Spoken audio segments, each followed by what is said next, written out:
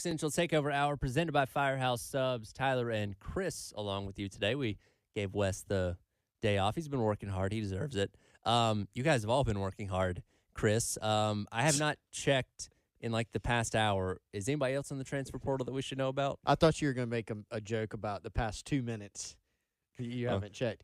No, I assume, and I was listening to bits and pieces of you on the way in, interrupted by phone calls and texts. So I'm sorry. I understand.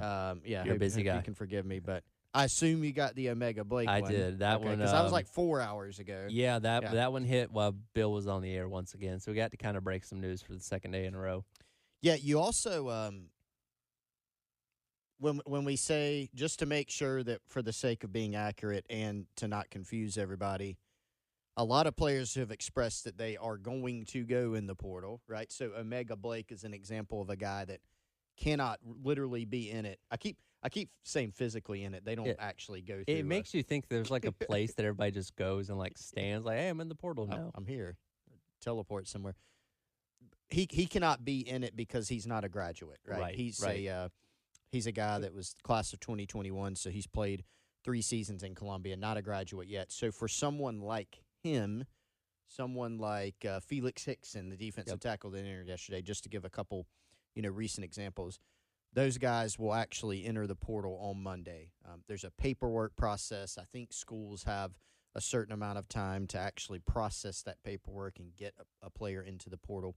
Right now, where we're at on the calendar is guys saying, hey, I'm going into the portal on Monday, or they're graduates. And if you're a graduate transfer, you can go ahead and enter before the official opening. Right. And some of these places like Max Johnson, I mean, it's pretty much confirmed he's going to go to North Carolina. Right. Seems like Riley Langford's going to go to Notre Dame. Like some of these guys already have their destinations set in place. And like you said, it doesn't even open until Monday officially. Yeah. I can't imagine the mass chaos of what that's going to look like when it's open truly for everybody to jump in at that point in time. I think one of the questions is how many guys who are going to go in have already expressed their intent to go in, right? Whether it's some sourced reports like we've had, or some like Omega Blake. I mean, I don't think he's come out on social media unless I've missed it and said I'm going in the portal. So sometimes you can pick up on these things.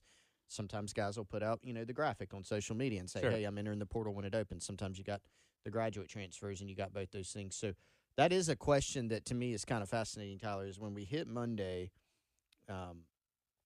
what is the percentage of guys that have already made that decision? Because for schools that their season's over or they're just working toward a bowl game, so non-conference championship games, non-playoff teams, the calendar normally falls internally so that you're having meetings with your position coach, with your coordinator if you want, with your head coach, and trying to kind of figure these things out. And a lot of times those meetings are the impetus for making some of these decisions. Now, sometimes guys need, additional time to think about it and kind of assess the situation, but sometimes they're made pretty quickly. And that's what you've seen here. Shane Beamer spent a lot of time over the last week or so since the season ended meeting with players individually and hearing them out, and players hearing coaches out, and then going ahead and making these decisions. So we've probably seen we've seen a pretty decent chunk, because even though the thing's not open, we've heard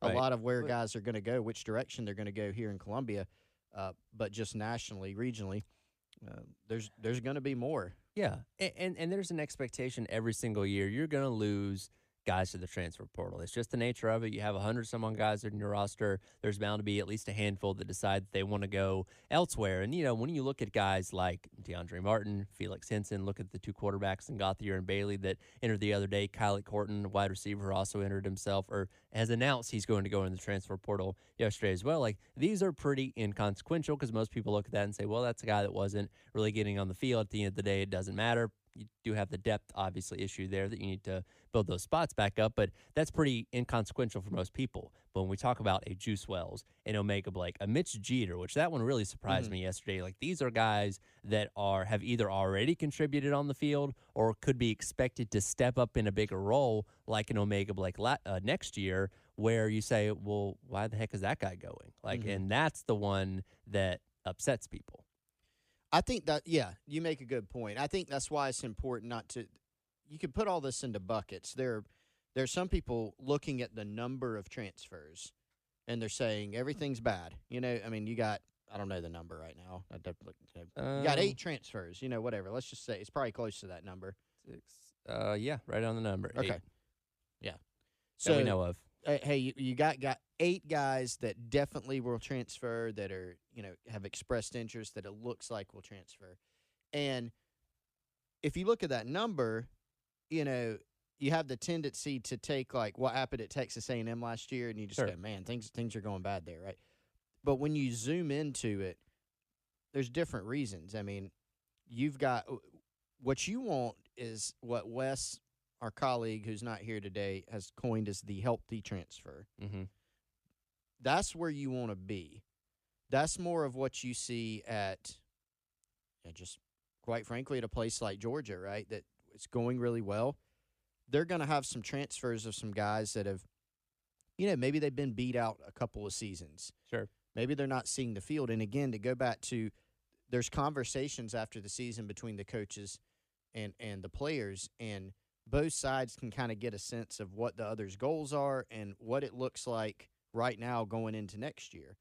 And so there are some guys that we have reported are planning to go into the portal on Monday where it's a healthy transfer, because the reality is they're probably not going to see ample playing time based on what they want next year or into the future. And for some of the guys, maybe they've been at South Carolina for 2 years, 3 years. Sure. And it just doesn't look like it.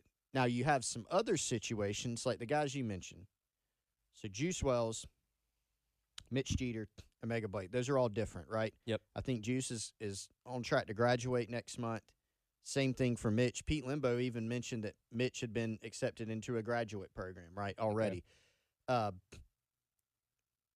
Those situations are all 3 different.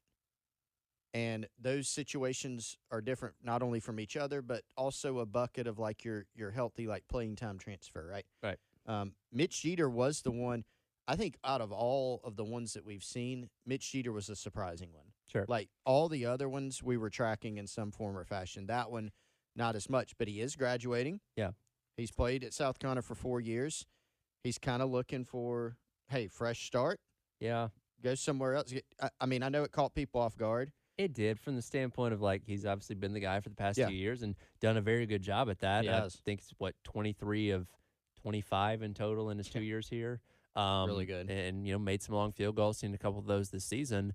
I don't think he was in threat to lose his job for next year or anything like that. So that one's definitely surprising. But that all ties back to, and we're not going to pretend like these conversations don't happen. What school came to him and said, hey, come kick for us. We're going to give you this. And again, we're not pretending like these conversations don't happen, but that's a distinct possibility that could be the reason why he's leaving.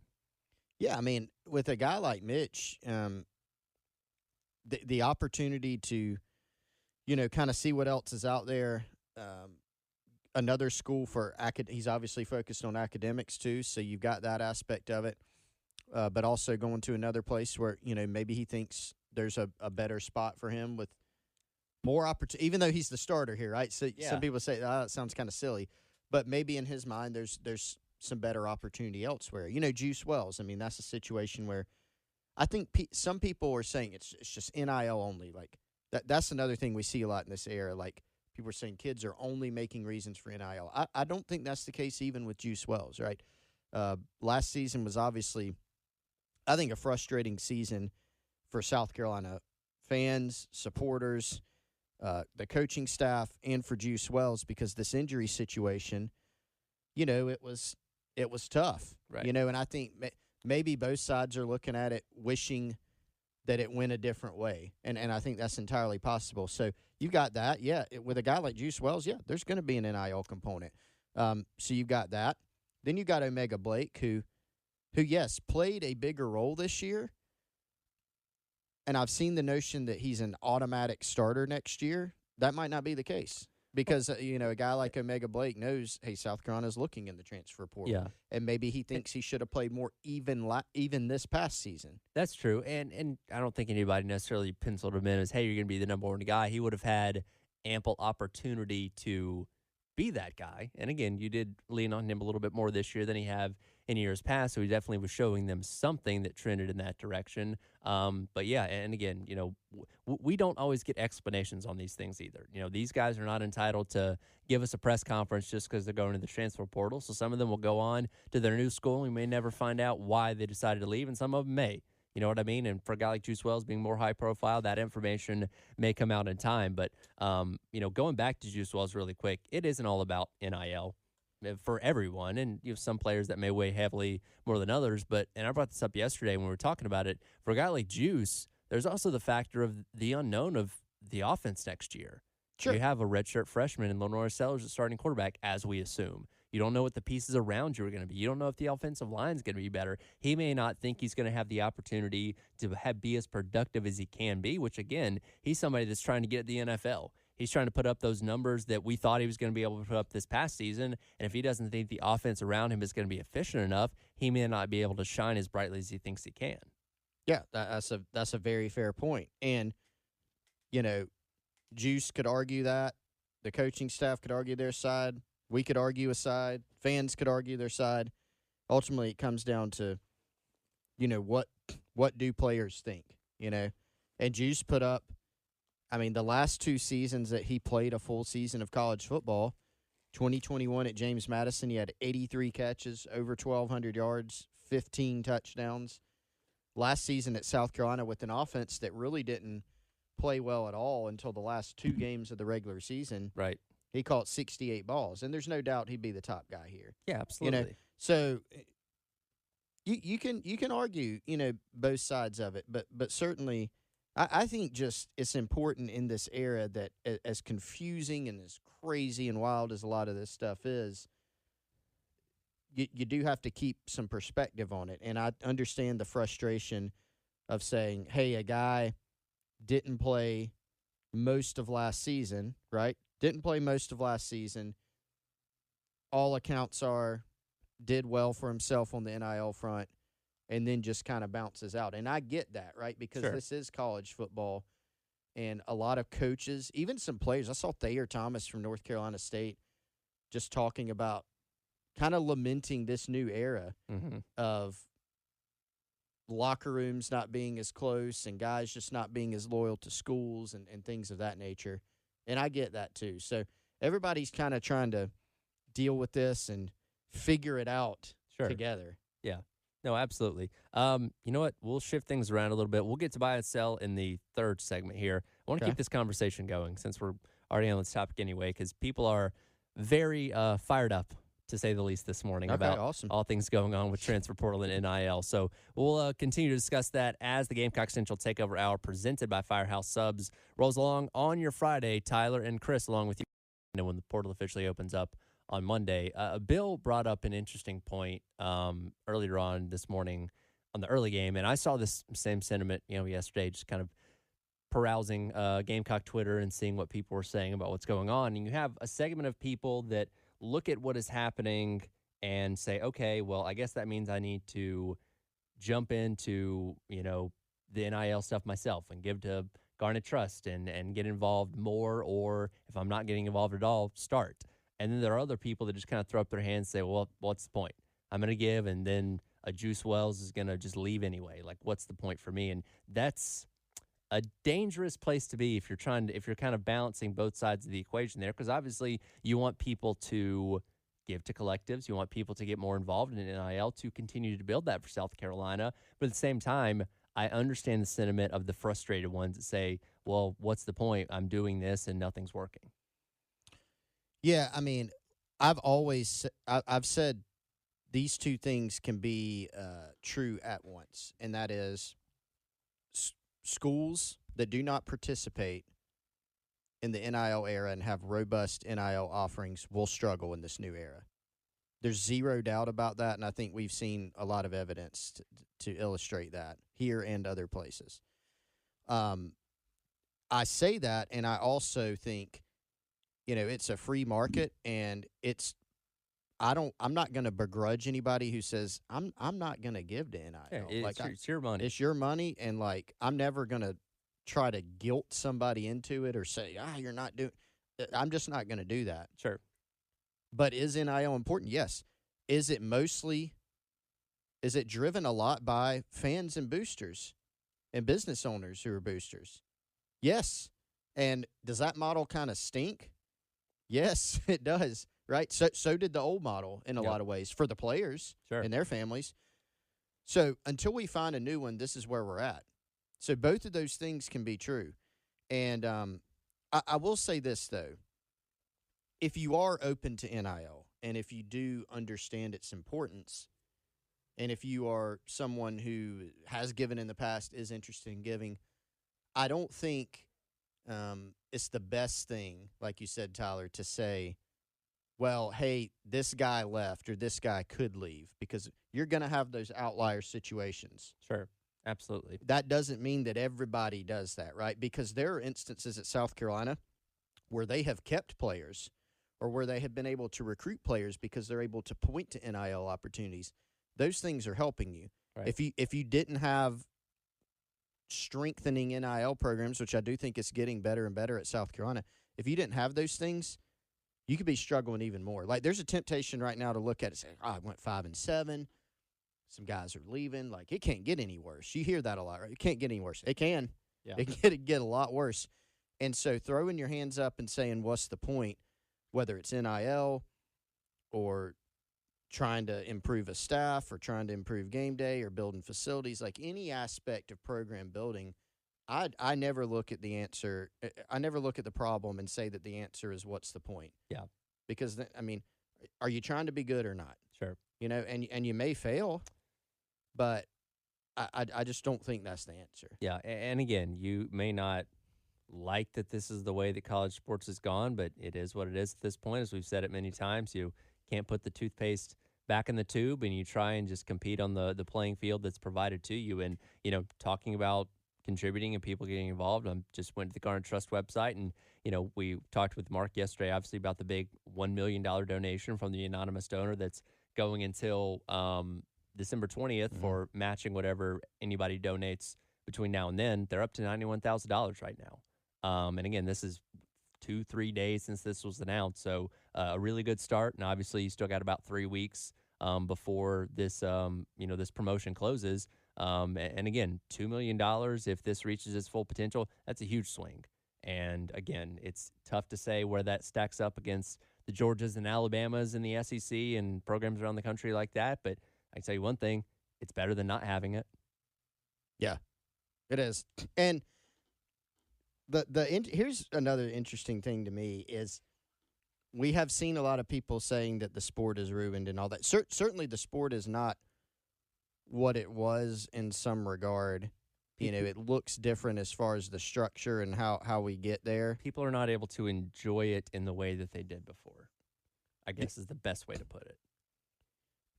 So here's my question, though. Is that true? Like when people when they watch the college football playoff, or when they watch this weekend, let's say this weekend. Yep. When they're watching Bama and Georgia, and that's probably going to be a great game. Sure. That's what everybody expects. Nobody expects that it's going to be a laugher. Right. One team's going to win 45-0. Probably going to be a really good game, really entertaining.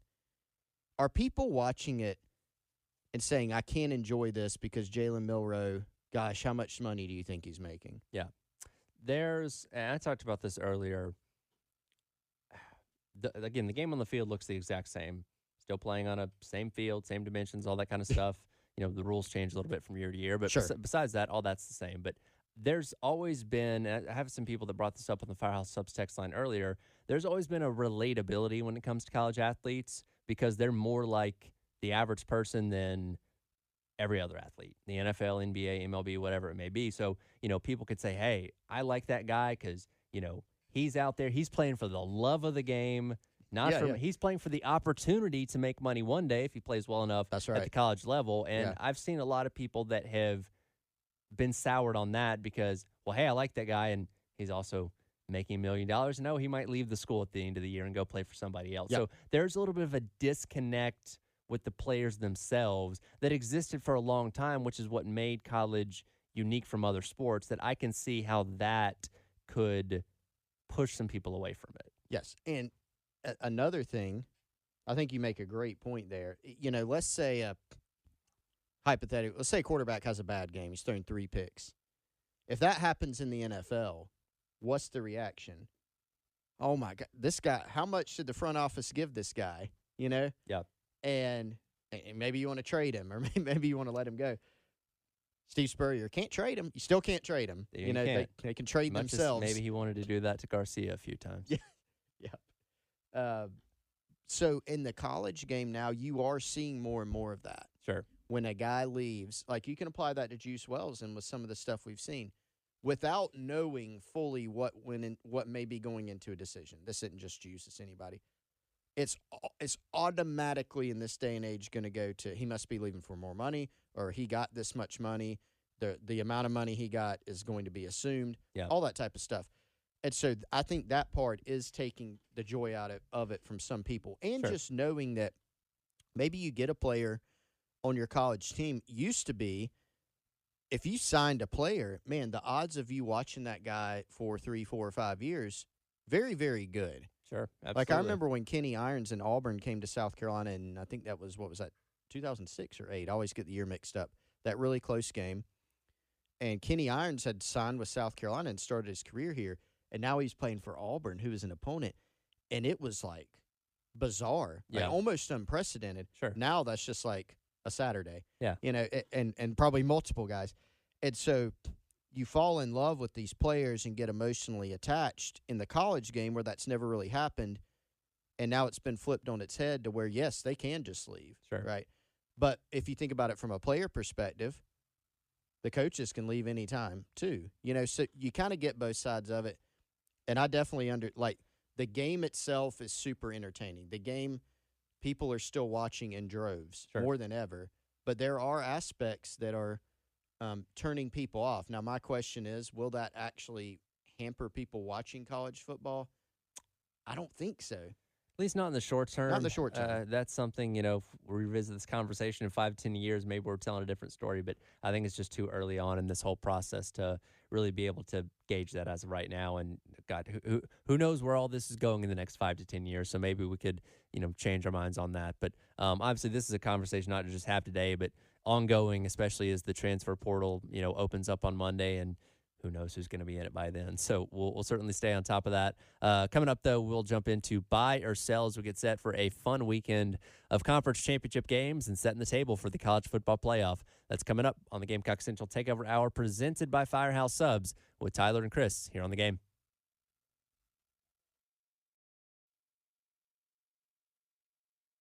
You loved Lala Kent on Vanderpump Rules. Now get to know her on Give Them Lala. I don't know that I would call it respect that I have for Sandoval, but the world hated him. He still went out, performed shows with his head held high. He showed up to the reunion when we all were going after him. Like, he didn't skip a beat. The way he's handling it, if I were in his position, and I said it straight up to the entire audience, thousands of people, I would tell you all to and the room was dead. Watch what Lala is talking about on YouTube or search for Give Them Lala wherever you listen.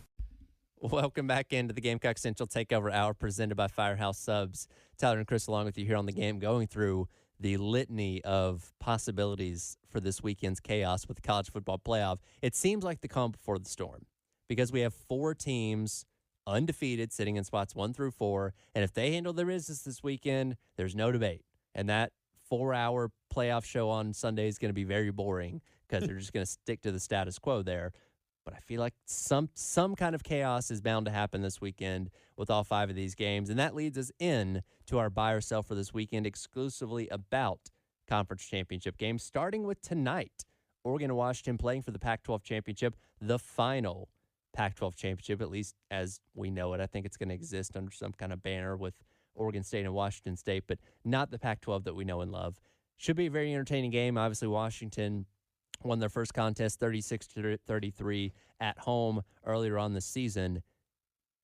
Oh, first question for buy or sell. Over under combined total yardage Ooh. 950 between these two teams. Oh, my gosh. Now, for reference, they combined for 956 the first time around. Do they hit that again? Man, that's a good one. And by the way, Buy or Sell always brought to you by Kendall Walsh, Better Homes and Gardens Real Estate Medley. We'll tell you more about her in just a little bit. I'm going under because that's a high bar. I was going to say that's a really high number, but they've gotten there before. They have. These two teams have the firepower with Michael Penix and Bo Nix. They have the capability to do it again. And Oregon, since losing this game, which it's kind of funny, the conversation coming away from that game is, oh, look what Oregon did wrong, as opposed to look what Washington did to win the game. Oregon did shoot themselves in the foot, going for it down by the goal line a couple times. Obviously, you had the late field goal that they missed in trying to tie the game there at the end. But, like, Oregon's been playing almost like angry since then, blowing teams out, while Washington's been scraping by against some lesser competition. Now, they've certainly played the Oregon States and the Utahs and stuff like that, good teams, but, like, an 8-point win over Arizona State raises some eyebrows there, as opposed to, again, Oregon, who's been blowing everybody out. So, for sake of being different, I'll go over. I think this is an offensive explosion. So buy. Well, I messed you up because I did over. I did over under. Yeah, I said under. So I'm selling. You're buying. Also, I mean, Nix and Penix could be playing for the Heisman tonight. I think it should go to Jaden Daniels, but one of these guys explodes for 500 yards and 5 touchdowns. I mean, you have a conversation about it, right? If Jaden Daniels played in a conference title game, not saying they got to win, but if he played in a conference title game and had a good game, he'd probably take home the Heisman. I think so, because, and look, there's so many Heisman voters, and some of them cast their vote before the last weekend anyway. Yeah. But some people, it matters that you're playing in a conference championship and still in the mix for the college football playoff. So, again, I think it should go to Daniels, but if one of these guys balls out tonight, there could be a legitimate conversation going into next week and crowning who wins the Heisman Trophy. So you're going to sell it. I'm going to buy it for combined yards of 950 of Oregon and Washington. Big 12 championship game. Oklahoma State and Texas. Obviously, Texas really got to go out there and impress to try and work their way into that top 4 if the chaos doesn't completely happen this weekend. They do have the win over Bama. Oklahoma State's very poor on defense in a lot of categories. Texas, like they did last weekend against Texas Tech, or last week on Friday night against Texas Tech, blew them out by 50 points. I feel like the MO for Texas in this game is to go out there and put up as many style points as possible to do everything they can to impress the committee. Over-under in this game, not over-under, spread in this game, is 15.5 in favor of Texas. Mm-hmm. You buying them covering or selling them not covering? I am going to buy the cover. Oklahoma State is they're just a lot of times a weird team under Mike Gundy, because it seems like they will pull a big upset, which they have done this season, and then just get blown out. You know, and they're just for me, they're really hard to read. And what I just said, by the way, that they upset Oklahoma, obviously. And then got beat by UCF the week after by 42 45 to 3. Weird team, hard to. So, you know, honestly, if we look at this game and Oklahoma State wins, I'll be like, okay, I really won't even be shocked. It won't shock you, but if they got their doors blown off by 50 points, you'd be like, yeah, I see it. Yeah, I get it. So I'm not going the 40 or 50 point blowout in favor of Texas, but I do, if I have to pick, I think Texas will be able to cover that. So I will buy the cover. I'll buy it as well. I think this is going to get really ugly. For one, the point that Texas is trying to prove a point and impress the committee as much as possible. Oklahoma State is 126th against explosive plays this season. Texas is really good at explosive plays. Xavier Worthy, A.D. Mitchell, Quinn Ewers seems to be back to full health. Like, I think this could get really ugly tomorrow. I definitely am buying them covering that. Okay, a strong buy. Alabama and Georgia. This is Kirby v. Saban, episode 6. Saban's won the previous 4 of those. When you have Alabama and Georgia, we're always inclined to think like, oh, old school, like grind it out defensive battle, 70-14 type of thing. But these two teams very high on the offensive category this year, and Georgia more than they've been in years past, even with Carson Beck. The total in this game sits at 54.5. You buying or selling over or under on that? I know I'm doing a lot of over-unders here. All good. 54.5. So, and Georgia's favored by 5 in that game. That's a 28-27 game would put you over. Roughly. So either of these teams hitting 30 points. Good defenses, obviously. Mm-hmm.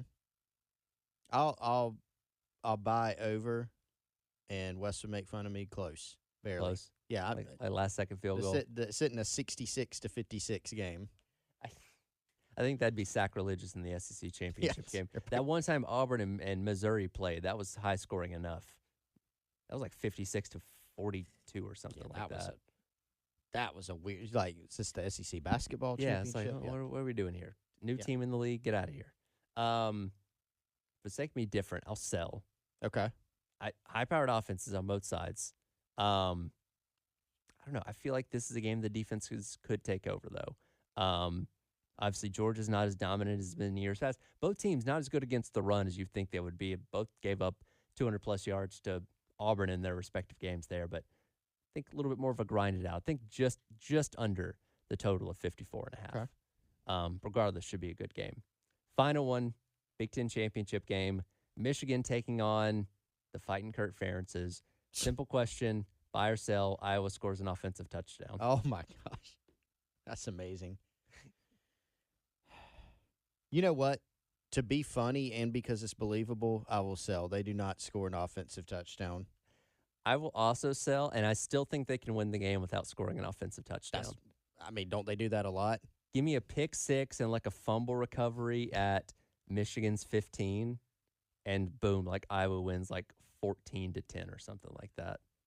The king of the ugly game. Oh, Kurt. my goodness. King Kurt. If they had any semblance of an offense, this team would be like a national championship contender. And it's crazy because they're so good at everything else. I know. It's maybe next year. Mind-boggling. Once Brian Ferentz is finally out of there. But I'm weirdly intrigued by this game. I'm excited to see what happens. So Brian Ferentz did not he's not going to make the is he even going to come close to the, 25 points a game? Oh, no, not at all. Yeah. They're averaging like 18 points a game.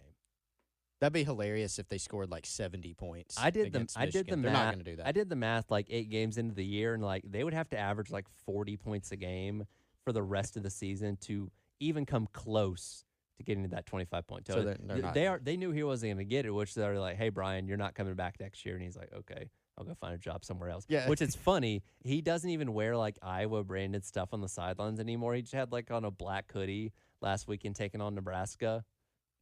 Like, oh, you don't even get the apparel anymore. No, they cut him off. As always, buy or sell, brought to you by our friends over at Better Homes and Gardens Real Estate Medley. Yep, Kendall Walsh's team, the Dwell Columbia team at Better Homes and Gardens Real Estate Medley. The Dwell team and Kendall Walsh, they're focused on providing the very best customer and real estate services right here in the Midlands.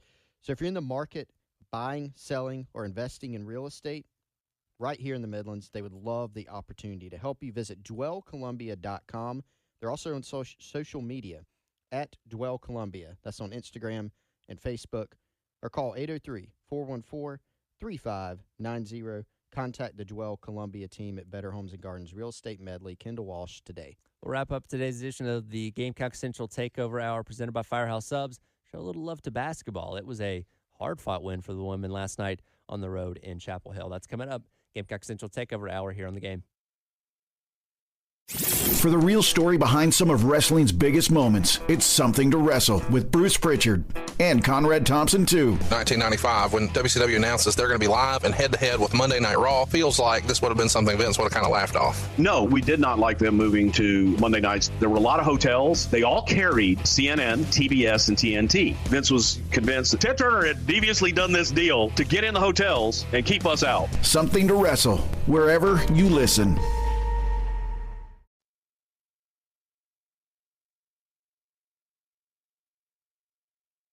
Here come the Tar Heels. McPherson across the timeline, driving in the lane, right side, underneath the basket. 5 seconds to play, taking way too long. She'll take a three from the corner, left it short.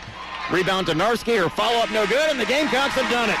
The Gamecocks rally from an 11-point deficit on the road to knock off 24th-ranked North Carolina here in the ACC SEC Challenge, 65-58 to stay undefeated at 6-0 and pick up their first win in Chapel Hill since March of 1981. Welcome back in. Gamecock Central Takeover Hour presented by Firehouse Subs. Tyler and Chris along with you for a few more minutes. We're jumping into the halftime show with myself and Terry Ford. Brad Muller on the call last night on the Gamecocks radio network. The women picking up the 65-58 win over number 24 North Carolina. But as he mentioned, an 11-point deficit. This was not an easy game. South Carolina found itself playing from behind for much of this contest. Even got out-rebounded by North Carolina last night, which is something that we do not see happen a lot. But, despite the fact that South Carolina has been averaging over 100 points a game, that defense is still as strong as ever, and it was up on display last night and needing that to get the win over North Carolina. Yeah, Malaysia Fulwiley, a lot of talk about her. Like 3 minutes. Got total. 3 minutes, and to go back to more of a defensive game, a lower point total than we're accustomed to from South Carolina, and give North Carolina credit for that. But Dawn Staley, speaking afterward, mentioned that defense was a priority in this game, and that was the reason for, felt like Fulwiley gave up a couple open shots that she didn't really like. We know with the depth of this team, Dawn Staley's going to look at who's performing, and you're going to be on the floor. And Fulwiley's going to be, she's been a key part of this team. She will continue to be. So my guess is she's 6 games into her college 6 career. Games, yeah. Again, it's so good and so impactful early that if something like this happens, you go, what's wrong? What's wrong? Hey, it happens sometimes, right? It's one game. And I think it just shows how good this team is, how talented they are. They didn't play very well at the beginning of the game, got off to a rough start, but they're so good that they can just typically overcome those things. We've seen them blow out teams, and then you look at the box score in general or at one particular juncture in the game, you're like, man, they didn't shoot it well in this quarter at all. They did this very poorly in this one segment of the game, but they're so good that they can overcome it. Yeah. Absolutely. And again, trailed for a lot of that game. The defense really took over in the second half, led by no surprise Camila Cardoso, leading the team with 16 rebounds. And, I think the epitome of it was at the very end of the game, and I forget which North Carolina player it was that went up to put up a shot, and just as soon as it left her hand, she blocked it and knocked her down to the floor. I'm like, yeah, that's a Dawn Staley defense if I've ever seen one. So improving to 6-0, and that's what you love about the way that Dawn Staley and company schedule these games. They test themselves so many times during non-conference play before you even get into the thick of the SEC against teams like North Carolina. Obviously, they played against Maryland a couple weeks ago. Notre Dame started off the season. Utah's coming down the pipe. Plenty of good opponents to really get a litmus and a gauge of where this team is before you start your conference play and ultimately try and make a run at another national championship. Yeah, for sure. There's no doubt that Dawn will. She has the ability to schedule like this too because, I don't want to say you don't worry about losing games, right? But they're good enough to where, they're gonna challenge themselves, but they're gonna have a chance to pad their resume early, and much more than padding the resume, it is just what you said. It's testing themselves, right? It's getting ready for postseason play, getting ready for conference play. I mean, it's not like you've got a bunch of easy games and you get into conference play and there's such a big jump up. They're going to play some really good teams out of conference. They're going to play some really good teams in conference. They're going to make the NCAA tournament and play some really good games, and this team's just going to constantly be prepared. But they've been able to build up the program to where they can do that. Right. Absolutely. And, of course, you have challenges down the line once you get in conference. You got to go on the road to LSU this year with the team that finally seems to be mending some fences between Kim Mulkey and Angel Reese's. She made her return last night. There's no telling the depth of what's going on out there, but should be another good battle between those two programs to decide who's going to be the top dog in the SEC this year. And the women will be in action on Sunday once again, taking on Duke in the Jimmy V Classic coming up at 12:30, which you can listen to right here on the game. Men's team in action tonight, taking on George Washington as they look to improve to 8-0 for the first time as we keep going back to that Final Four season. And this is a game for South Carolina to get their lick back from a year ago. They went on the road to George Washington and got handled pretty easily, 75-55 or 79-55, and again an opportunity to continue the undefeated streak. Welcome to Talkville. The Ultimate Smallville Rewatch Podcast. Title Crisis aired March 3rd, 2004. Director Kenneth Biller. He was a weird guy. He was talented and I liked him, but he was a weird fella. The production loved him. The cast, Ken, if you're out there, I'm sure we get along. A lot of these people, I don't want to call them pawns, but in a TV production, even directors are a lot of times pawns. Jump in now or catch up on any of the past seasons of Talkville on YouTube or wherever you listen.